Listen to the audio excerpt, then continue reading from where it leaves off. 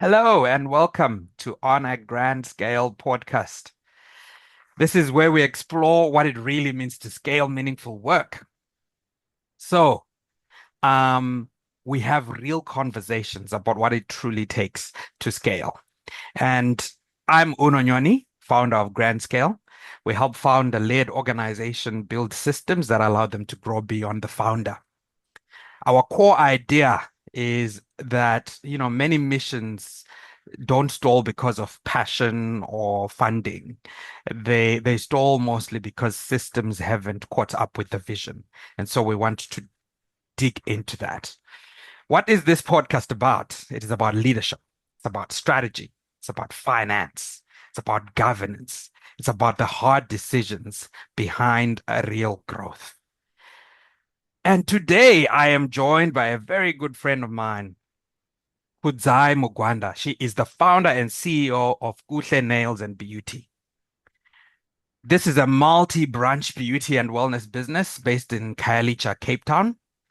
It was launched in 2018, but first started as a side hustle and with just a single operator herself.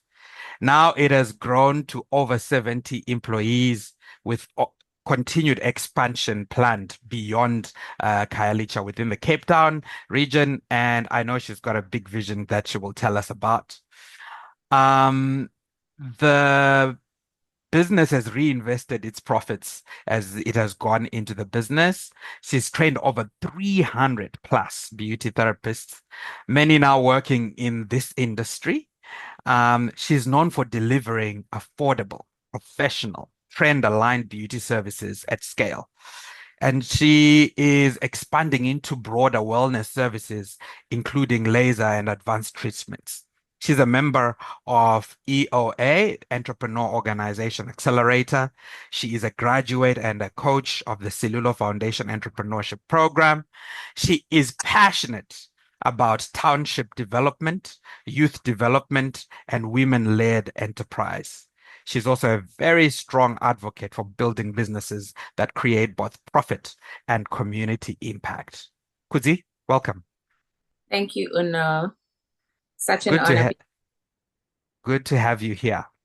So, Kudzi, let's start from the beginning, right? Who's Kudzai before Gushle Nails? What was your childhood upbringing and early exposure to business like? So Kudzai grew up in a very small town. My parents were both teachers, but my grandparents were very entrepreneurial. My father's mom was so industrious. There's nothing that woman didn't do. She was sewing, she was baking, she was knitting, taking care of chicken, farming. She was just like doing everything. And I was like a minion. I learned a lot from her. And on my mom's side, my grandfather owned a store in the village. And so each holiday meant we have to be working behind the counter, making sure that people are served, making sure that whatever my grandfather was working on at that time, if it's the season of buying maize meal from people, we're doing that. If it's this Christmas season, we know the store is going to be buzzing with people, then we have to make sure the fridges are full and the sweets keep rolling in because the shelves would just run empty so quick. And I grew up very passionate about entrepreneurship, and I always saw myself as someone that was multi-skilled. And I would question myself that, okay, so where is my mark here? Because I loved everything. I was so excited about new ideas. And each time I see something, I'll be so curious to learn whatever that is, to a point that growing up, I did a lot of businesses. I was like a serial entrepreneur. At one time, I had a bakery at home. I was baking fresh buns and selling them. At one time, I was making detergents. At one time, I was running a home-based hair salon. At one time, I was selling bags, sewing bags and putting animal print on them and selling. At one time, I was making ponchos. I've done a lot of things. This is just a few that I can remember. But I also grew up from a family that's really close, and we just had no idea who's a cousin, who's a brother. I grew up not actually knowing who's my mom's real brother and who's my mom's real sister. It was I just know, the typical African family, right? yeah, and so I grew up in a really big family. Okay. Okay. Where is this? Where is this that you grew up at? Take us back into your primary and secondary school and just give us a picture of what that was like I grew up at a mission in Gutu in Masvingo. My in parents were to Zimbabwe. go to high school in Zimbabwe. Right. Yes. Yeah. And growing up was really an adventure for me because I lived in a very small town and there was very little exposure. And every holiday for me would either go and visit my mom's side of the family. It would always be nice to be exposed to a different environment altogether, or would be in the village with my grandparents, which was also a very nice adventure. And growing up in a mission school, it was somewhat grounding in the sense that, Sunday you have to go to church. And Right. Right. it's a mission school, so every day at school, What church? What church is this? a Dutch Reformed church. Dutch Reformed. Oh yeah, Dutch Reformed. Yes. So you know And, all these hymns. oh, yes, definitely. And I remember I think I was in grade two. They were baptizing people at church, and Yeah. everyone is rocking up with a name on a paper. And I ran home. My house was so close to the church. Me and my cousin ran home, and we wrote our names on the paper, and we got baptized. They were asked, "Are you done with catechas?" And we were like, "Yes, yes." But just because we wanted to belong so No much, catechizing yet, and you are getting baptized. baptized. Okay. And it was such an adventure. And also, I went to the high school and in the same mission as well. And Right, being in high school, I was now in boarding school. And right, right.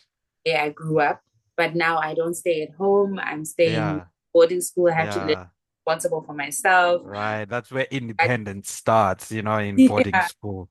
Eh? to budget my food, my soap, everything to make sure I don't run out at the end of the term. And Okay.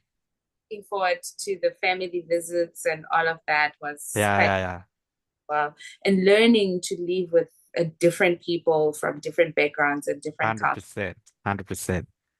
Okay. Then you are done with high school. So what happened? Form four, A level, what happened there? And then take us to what happened next. So by the time I was in high school, my parents had moved now to the city to Harare. Right, right. And my dad was a headmaster at Mufakose High One school. Ah, Yes. okay. So I finished O level, and now it's time to decide what do I want to do for A level because that decides Yeah, when my career is going to take. yeah, yeah, Brady was passionate about entrepreneurship by that time. So I wanted to do management of business, definitely. yeah, I did economics and I chose to do food science. So choosing a school meant I have to get a school that gives me the subjects that I wanted.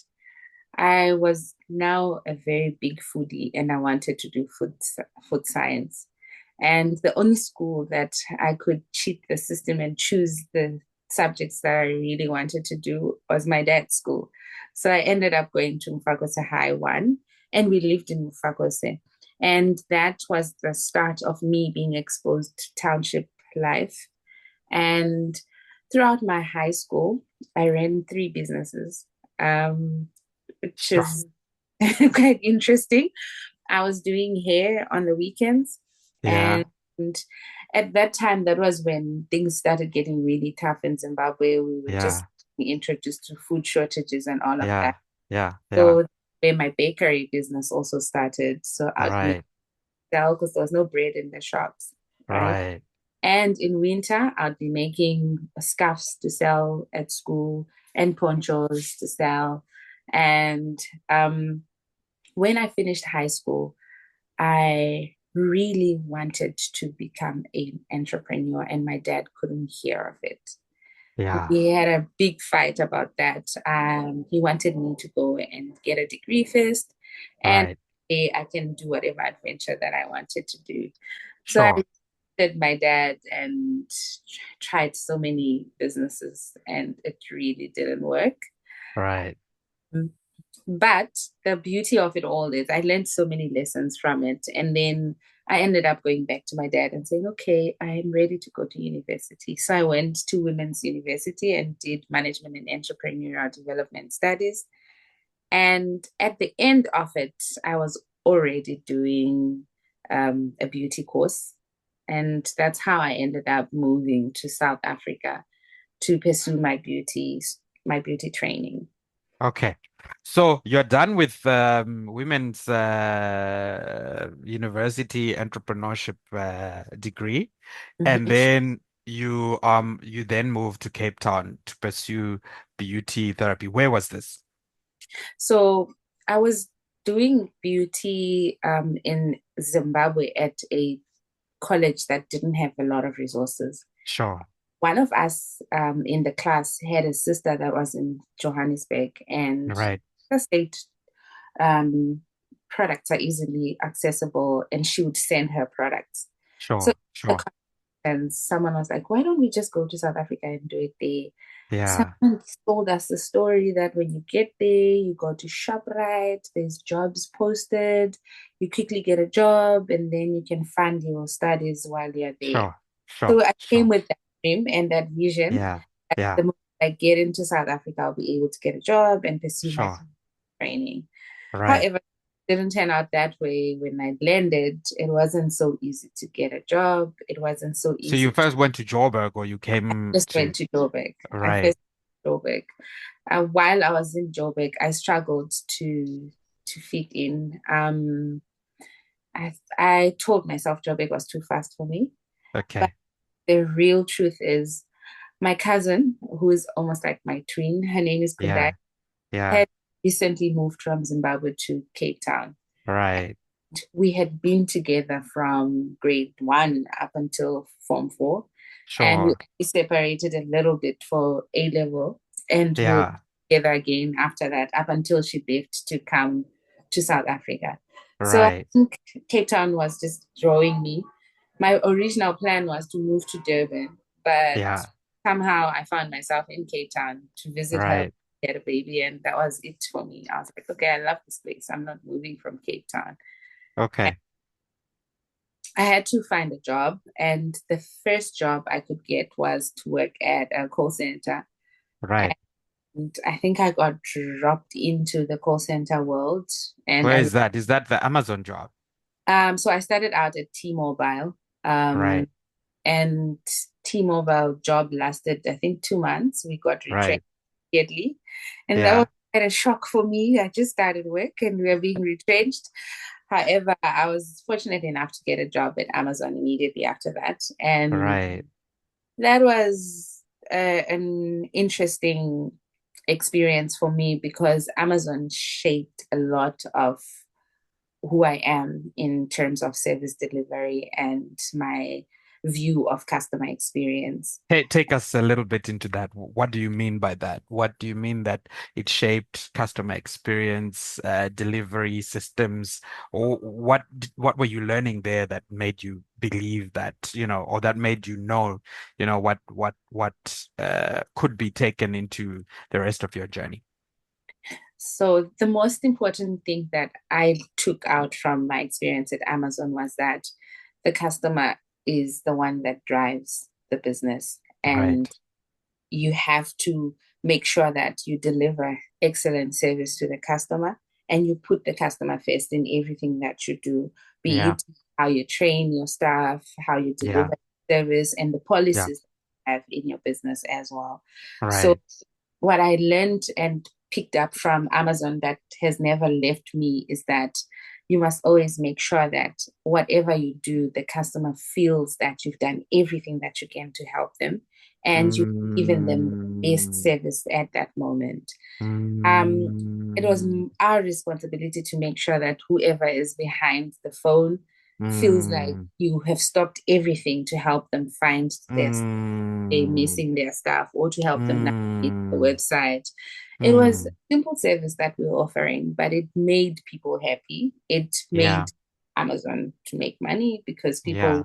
excited about shopping at Amazon because they know that there's so much support. And I also just learned that taking care of your staff is very important. In as Mm, I worked at a whole lot of other contact centers, Amazon mm, always like one of the contact centers that would put the employees first as well and try to create an mm, environment where employees grow and they mm, feel valued as well. mm, mm, mm. It's good to know. Okay, so you are there, spent about 4 years or so, right, at Amazon. The dream is still on. What then happens? What's happening with beauty? What's happening with the dream that you had before? And how does it all translate into you starting Kuhle? So for a moment, I lost my track Mm, PC journey because I love mm, to serve and I was really enjoying making people happy and solving their problems. I got so comfortable there. But mm, something just reminded me that, okay, I think you've stayed here enough. mm-hmm, Time you focus on what you came here for. So I started mm, looking into beauty schools mm-hmm, and I'd started training. mm, But it was very difficult to get a school that gave the kind of training that I was expecting. sure. Either I would have to go and study full time at a Mm-hmm, beauty school, and mm-hmm, all the part time programs that I was attending would not really equip me to be ready, job ready. And mm-hmm, so from that moment, as I was struggling with my training, I think I trained with 4 institutions up to the mm. point where I then realized that it's time I actually quit work in the call Mhm, center. mhm, And at that time, I had just met, not just met, but I had just talked to a friend of mine who was also mm, feeling the same way. And we mm, decided to venture into a beauty business together. mm, So both of mm, us resigned and mm. we opened up a beauty bar. And when we opened it, our primary um, vision was to bring beauty to the people, but at the same time create a training school as well. Because we Right. both struggled with getting Mm, people that trained us mm, to the level that we wanted to be trained. So mm. we started a training school and it really was just going so well. And we got Where to was this training school now? it was And in Brooklyn. In Brooklyn, yes. So you were staying in Brooklyn at the Yes, time. Okay, yes. yes. So Yeah. you start this beauty school with a partner and you're like, this is what we're going to train. But how are you training people when you haven't been? So we partnered with a training school that is based. Ah, okay, okay. So at that time as well, here in Cape Town, it wasn't really common to find like part-time beauty schools or Sure, small schools. sure. So that So Joburg place was what you would then use to yes, get your stuff done. yes. Sure, So we're almost like a hub that the school would come in and do sure. a 1 week training, and then we help Mm, with taking the people on with the practical training and the assessments and all of that. So that's okay. really well for us. Up Mm-hmm. until the time, personally, I hit rock bottom. Yes, the Mm, business was going well, but we were still starting, so we were not generating enough income for us to get the salaries that we needed to cover all our personal mm, expenses. mm, And I was expecting a baby as well at that time. family has started. Yeah, there was just so much Mm, on, and my husband's source of income also just came to a stop, and things mm, are really difficult for me. So I had to leave my friend working Mm, on the business, and then I had to focus on trying to regroup.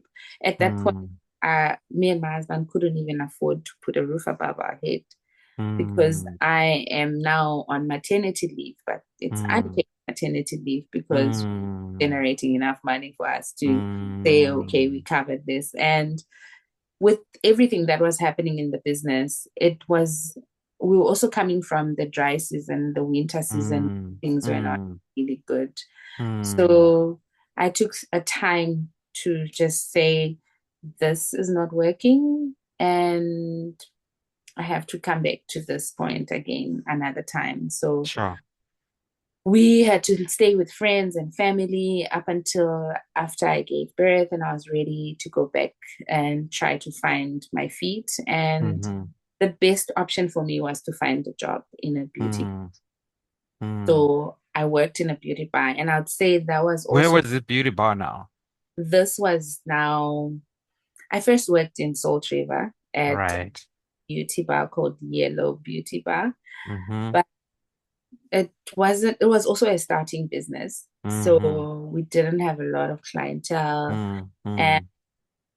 um, I decided to see if I could find something else because Sure. we were quite a lot of therapists for the kind Sure. of clientele that we had at that time. Sure. So I Sure. looked for another opportunity and I got a job at a beauty bar in Fishhook at Long Beach. Mm, mm, mm, And that was a life-changing experience for me. mm-hmm. So everything that, Fishhook. yes, in And where are Fishhook. you living then at this time? So then I'm living with my cousin in Kirstenhof.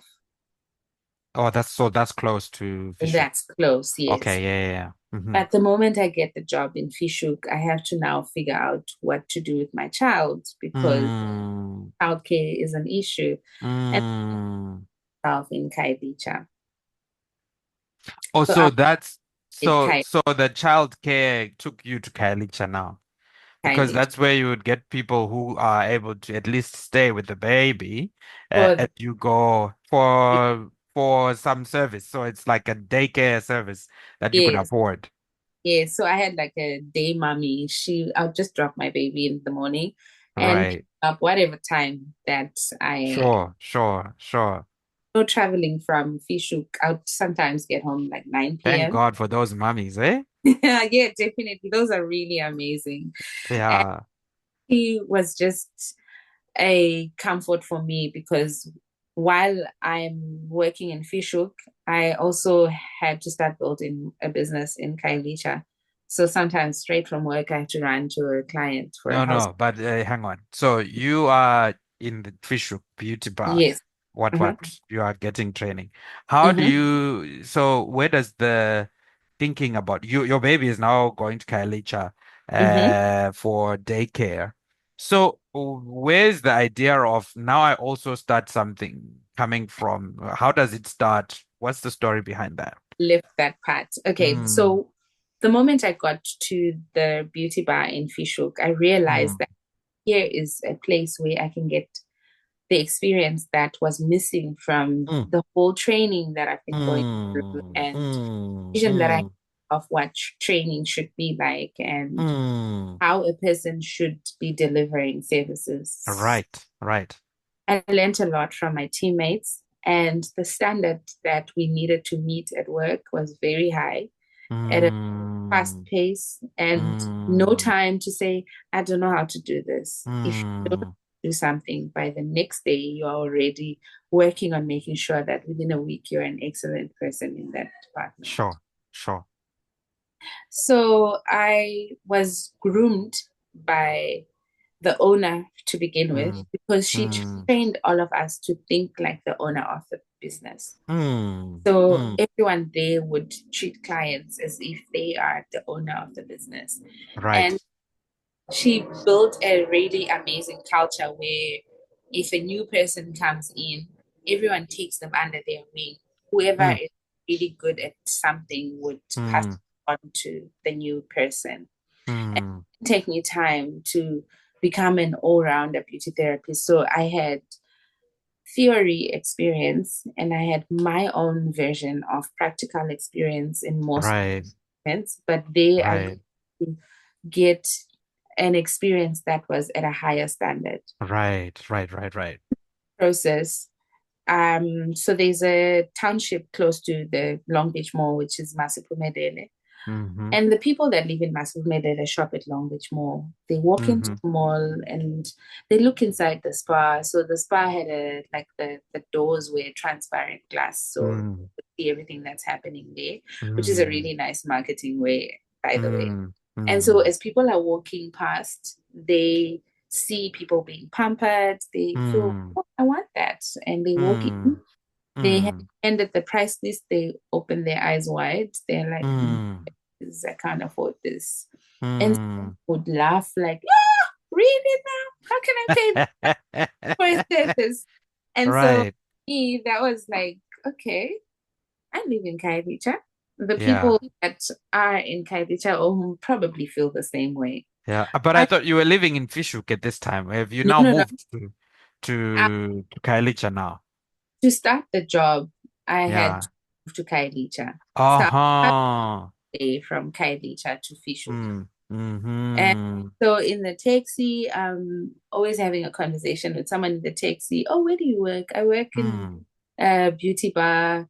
Where do you do your nails? I can do your nails. I can do this for you. I can do so. That's how I built my home clientele in the taxis on the taxi rank. And this one will tell their friend, the friend will tell their friend. And I had quite a few clients that were regulars. So Yeah. balance going to work and coming home to do treatments. From Mm. there, I realized that in the townships, there isn't that much options for like a luxurious beauty experience. There's Mm. your usual hair salon and nail Mm. there, but no one really was trying to create a spa environment in the township. Right. Right. Right. So that is where the vision to start Kuhle Nails and Beauty was born. Okay. So Okay. I felt like, why not create a business that is focusing on pampering the Kasi girl and Mm.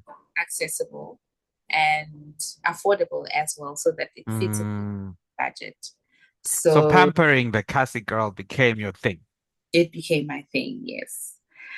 And it took me a year Mm-hmm. to really develop the concept and buy all the things that I needed to buy. Because remember, we were moving Mm. from being homeless to now Mm. finding our feet Yeah. and have two children. One is in Zimbabwe, needs to be taken care of. One is here, Mm-hmm. the baby. So we didn't have much money. And my husband's business was also starting to take shape as Pick well. up.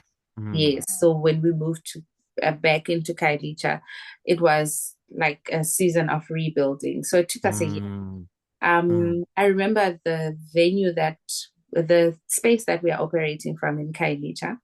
We Mm. found it in January of 2018. Mm-hmm. And so my husband actually went and spoke to the person, and he's let them know that we're looking for a room to rent Mm. for beauty. Mm. And in that time, we realized that the place was available. We don't have money, and we were panicking. Within a few days of us paying the deposit for that place in January, the building cracked up. Sure. It had a structural issue. Sure. The landlord said he's going to rebuild it and fix it. And that process took long. And I feel like that was just God saying, right, I found you the place. Now build Mm. towards it, because it Mm. gave me the energy to build after. Mm. Mm. Yeah. Okay. So, but what was giving you the thinking? How much demand was coming? What showed you, you know what, the future is doing business here and not going back, not going to Fishhook? What were the numbers saying? What was it that gave you was it just faith that was taking you there, or you know, the need was great? No, the need was not that great. But I would say it was God leading. Mm, If I look back and ask myself what made me actually commit to it and leave my job, Mm. Wasn't making much money with the house. Yeah. They were actually costing me money because I needed to pay extra for childcare. And also, if I'm running late, I would have to Uber myself back. And I wasn't really making money, but I was just building relationships and building clients gradually. However, Sure. not as I would say as solid as my job. My job gave me a salary monthly, but because the entrepreneur in me was like, take the risk it, Yeah. let's give Yeah. it a go. Yeah. So in October 2018, I had six people that were going on they were going on a weekend away. This Yeah. place, remember the place that the landlord was still Was fixing? cracking. Yeah. He fixed, but at least Mm. the had been fixed, but there Mm. was no doors, no windows. I just said, I can't go to six people's houses. Let me just tell the landlord that I'm going to start operating from there. Mm. Mm. So I Mm. went and I just set up my tables. By then, I had tables, I had Mm-hmm. chairs, Mm-hmm. and I went to Mm-hmm. the setup and I helped the clients in there. And so that's how I gradually started operating from there. We completing the doors. And in October is like a busy season in Khayelitsha, but not Mm. Khayelitsha. I mean, in South Africa, across I've since learned, people love, love, love, love to look good. And the season when they are traveling, or it's just Christmas, everybody wants. Right, right. Everybody is going to the Eastern Cape. Yeah. Now they need to look good. The nails need to look good, and it's party season as well. Mm, here, The young boys are going to the mountains, and there's all of these things are happening at the same time, and you so it becomes a demand thing that's going up. yeah, so that's what happened. The alignment was just so amazing, and I was calling my friends to come and help me to do clients after work from the So month. you've moved from your job now. So yes, October I operated from work, serving my, Yeah. and then by November 1st, I was now full time operating from Khayelitsha. Okay. Wow.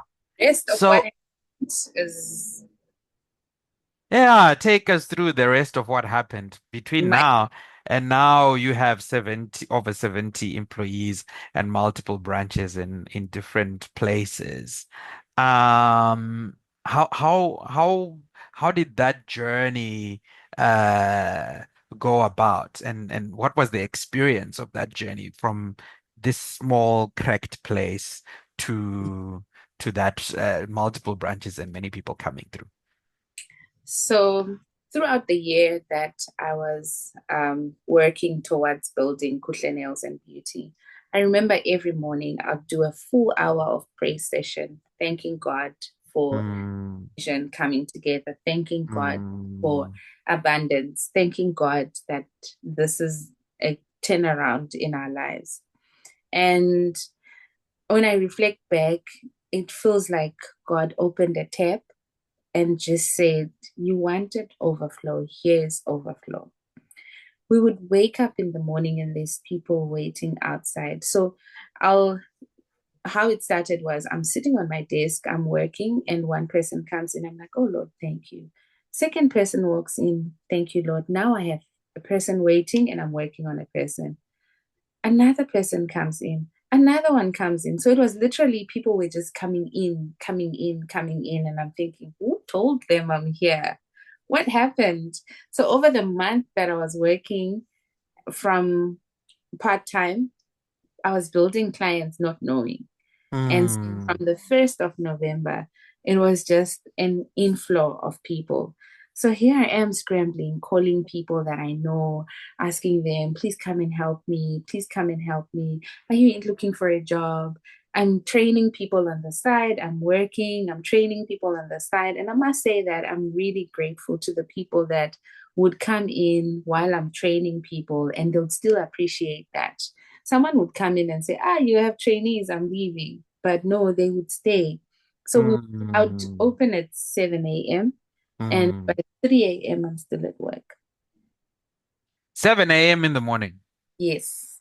By 3 3 a.m. in the morning. I'm still at You are work. still there working. Yes. And it was so mind blowing because it kept on happening. November, December was worse. Huh? Just be so many people. And I had all of my friends that were working in the beauty industry coming to me after work.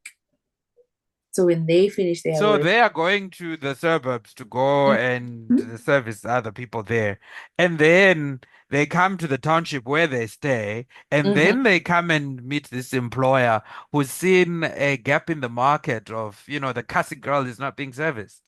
mhm. It was so amazing. And over the next few months, it was me training people and just hiring, hiring on demand. Yeah. And we got to a point where it was just too full at this one location. And Sure. someone approached me with an offer to say, I have a salon and I've been struggling to get people to rent it out because they wanted to rent out chairs. But he had really created a very nice salon and it was very pricey. But because Yeah. of the demand, I had the customers. I was like, let's give it a try. Then I can at least fix one problem that I had because people wanted to book and other people would walk in so early. So I'd have a confirmed booking at 8 a.m., but I have someone that rocked up at 5 a.m. Ha. So I Ha. wanted to separate those two and have one center that takes bookings only and one center that takes walk-ins only. That was the beginning of our first, second location. Okay. And So from now, hmm. we just went on to get more and more opportunities. Now we are almost like a brand that everyone is talking about in the township. Right. And we got to a point where it started creating a negative experience for clients as well, because now they come in the morning and they would leave at night. Like, where have you seen that happening? Sure. And in trying to expand to bridge the gap so that there's more locations, it just created more and more awareness of the brand. And we were Sure. very, very busy. And Right. I must say that the most humbling thing about all of this is that in when good things are happening, bad things also start happening as well. So Hmm. now the more the team is growing, the harder it is for me to maintain the quality and the experience that I want to. Yeah, let's zone into that because you are a beauty therapist or nail technician and you are moving, you are doing your thing. All you have to do is to teach the next person to get the job and then you're getting people. But now the team is growing, you're moving from that nail technician or beauty therapist to a CEO. What was the hardest part of transitioning to that? The hardest part to begin with was letting go of the control of what's happening on the floor and Right, that my clients are being handled well and trust right. the person to handle the Mm, client the way that I want. So I mm. would almost in the beginning want to handle every client and then hand them over to be finished off by someone Sure. to a point where it was impossible to Mm, let that go. And the next hard thing was to manage people. mm, I'm in my dream of owning a beauty bar. I'd never seen myself managing people. I'd always mm, seen myself serving people. mm, Now I have to be checking what is this person doing? What time did mm, they work? Are they being mm, honest and giving the service that I want? mm, They also the right fit for the business and mm. have crucial conversations with people, sitting them down and letting them know I'm not happy with ABC, and getting a report about someone that I really thought was doing so well. And the clients are complaining, and I must navigate that. That was really hard. And also just realizing that I have people that are relying on me to make this business Mm, work was so tough. mm, I now have mm. to be the vision bearer and add value to the whole experience for the customers and for the staff. That Wow. was I wasn't prepared for that. I was excited about making people look and feel beautiful. I was excited about making beauty affordable. And I didn't think that it comes with more responsibilities. But Right. most humbling of all of the experience was learning to manage cash, learning to budget, Yes. learning How to did you like, how are you funding all of this? Is this what's happening? What are your low and high moments on cash at this point?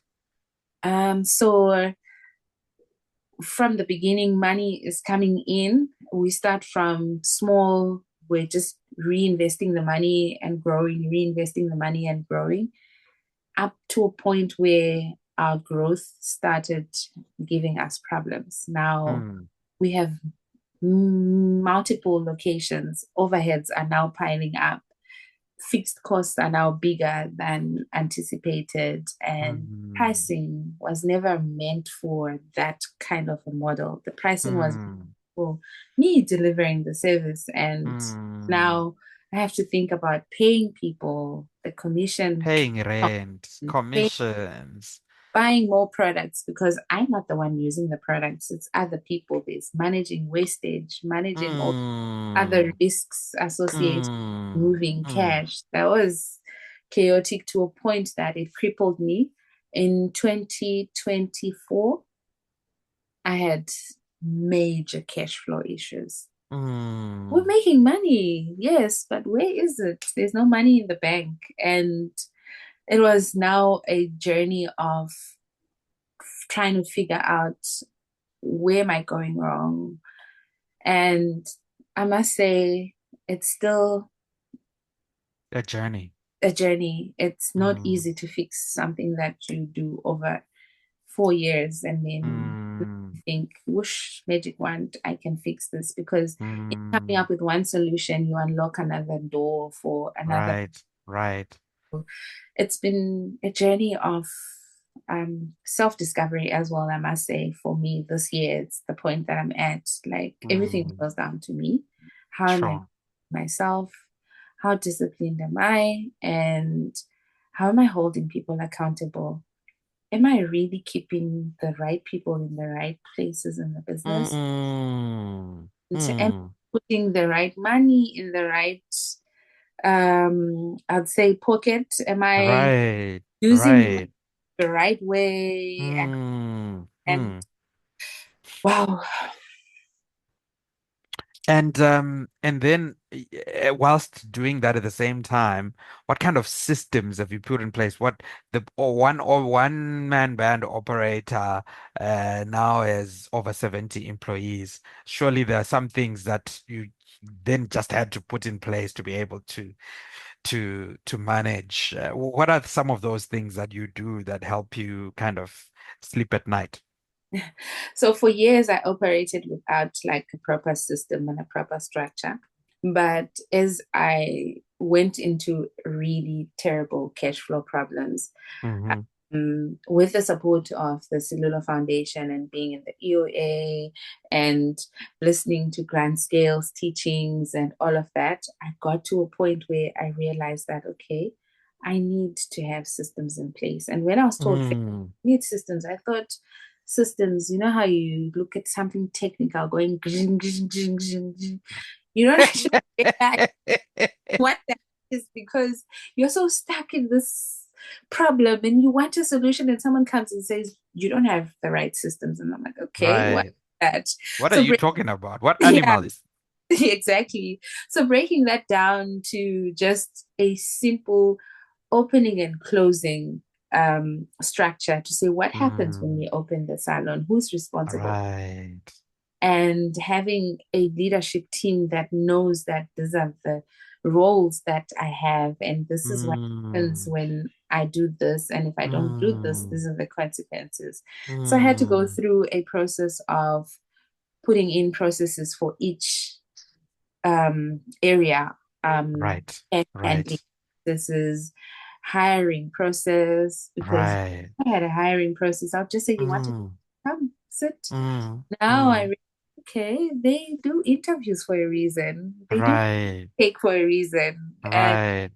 we have a HR process. We never tracked our numbers properly. We would just say, Right. this is what came in, this is what went Yeah. out, this is what Yeah. came this one. We had to have a proper accounting system and Right.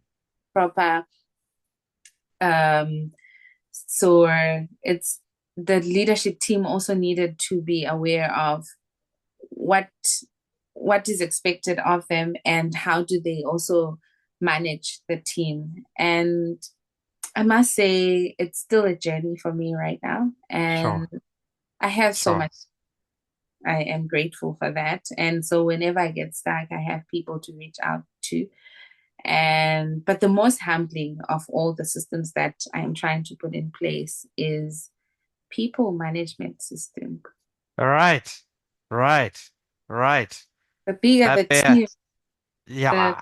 The bigger the complexity as oh, well. And yeah. now you've got to manage how that grows. Okay, so Mhm. you've trained over 300 employees that have come through your doors over the years from 2018 up to now that have gone on and work on to other systems and in other places. And empowerment of employees and community impact is important to you. Tell us a bit more about that and your heart around it. So the part of the vision for the business is to also train people and give them an opportunity to either work or start their own businesses Right, and ensure that they're job ready so that wherever they right. do, they will be hired and they can sustain their lives. And so, from the people that I started with, many of them up to today, the ones that have left are working and Mm-hmm. gained a skill that they never had. And some of them Mm, have started their own businesses. So, watching that happening for me is like being able to transform someone or put a person on a path that's going to transform their lives and they can continue to grow from there. The sky's the limit for them. And it's been amazing and fulfilling to actually impact people's lives and leave a lasting mark in their lives so they know that their encounter with millennials was the beginning of their beauty journey. For most of them, they just wanted to do beauty, but they'd never been exposed to it. So, right. So you became that fish hook place where the other Cassie girl who wants to get into beauty comes in, learns from experience, and is also taught and can yeah. go on and be employed elsewhere or start their own business. Mm-hmm. Amazing, amazing. Okay, what were your highest moments? Like, what if you were to pick a highest moment in your business, what would that be? And if you were to pick a lowest moment in this journey from 2018, what would it be? I'll start with the lowest moment. Right. Just waking up and having bills that I have to pay and not being able to pay people on time has been my Mm, lowest moment. And it's, mm, I would say, very painful to want to do something right and actually realize that, not oh, being able to. mhm. My highest moments, though, is Kuhle Nails and Beauty being mentioned in places that I'll be like, oh, really now? Okay, that's amazing. Being able to build something from nothing to make Mm, into a brand that is recognized and being approached by people for partnerships. And mm, for me, that's like every moment that mm. happened has been a high for me. Fantastic, fantastic. And now you're talking about being approached with big brands and things like that approaching you. What's your dream? What do you see for Gutle Nails?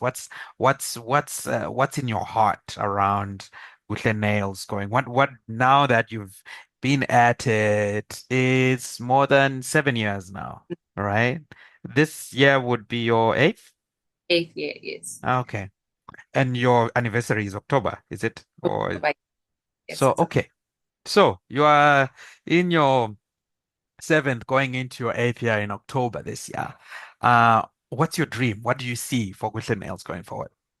What I see for Kuhle Nails going forward is Kuhle Nails becoming a brand that is found in many African countries. Yeah. We will be the number one stop for all beauty treatments across Africa, bringing in empowerment, creating opportunities, training, making beauty accessible, and just making women feel beautiful the God Mm, way, not mm, bring God right. together, empowerment, and all of that across all of Africa. So you want to be this African beauty brand that makes beauty services available everywhere, Ye- and for the African lady to feel beautiful. Huh? Yes, Is there stuff for men too? lots of it. We have a lot Serious? of male clients actually. And I should stop saying women feel beautiful. Sure. People feel beautiful because men are really getting onto beauty. They love to get their nails done. They love to get their feet done, facial. Yeah. Yeah, Yeah. that, Yeah. yeah. Okay. So you're building a business, but you're building this business in a township, right? Mhm. What are some of the challenges that come with building in the township? And also the one thing I'm noting here, you are a foreigner who has come in and you're building this business. What are some Mhm. of the complexities and challenges and opportunities that you've seen that are mainly based in the township in your journey in these seven and a half years?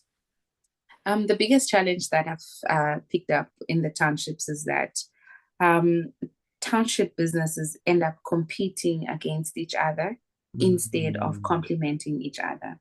In right. total market value is something that I don't have capacity to serve by myself, but Mm-hmm. we get so competitive to a point that instead of becoming unique and focusing on building your brand, we are busy Mm-hmm. trying to be better than the other or bring each other down. And Right. also, just there's a stigma associated with township businesses. It, Mm, people don't expect quality, they mm, to be respected or to be valued. So it goes both ways from the staff as well as the customers as well.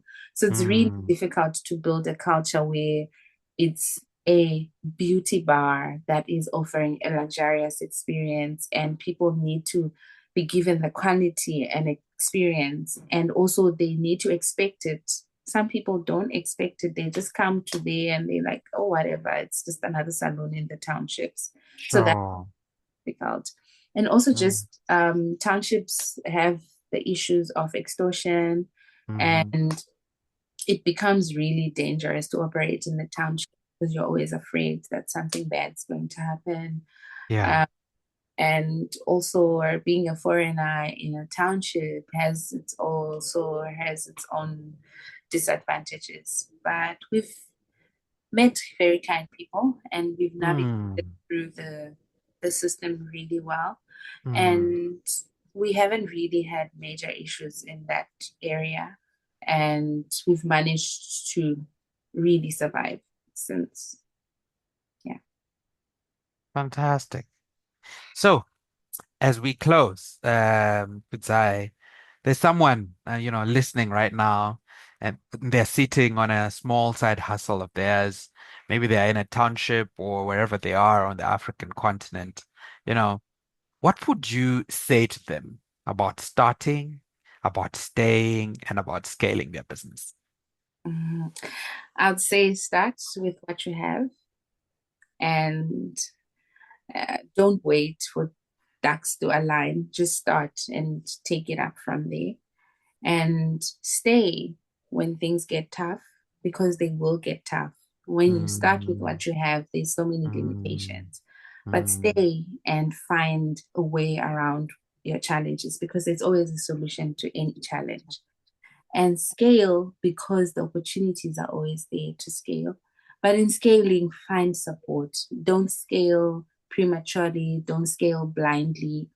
Get as much information as you can and find a mentor to help you, especially when you've decided you want to scale. Don't do it alone because there's Mm. so many things that you may overlook that can cripple your growth.